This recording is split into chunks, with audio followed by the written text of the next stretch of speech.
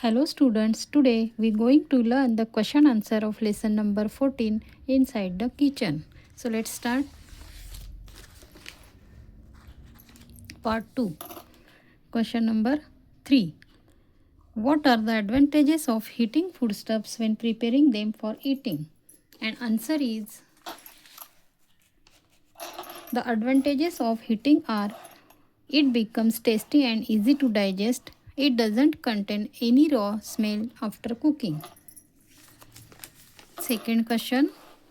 How does the use of firewood harm the environment? And answer is, burning firewood is troublesome. It causes a lot of smokes which is harmful for health. Trees are chopped down to obtain the firewood. All this cause harm to the environment when firewood is used. Question number 3. What are the advantages of using gas for cooking? And answer is,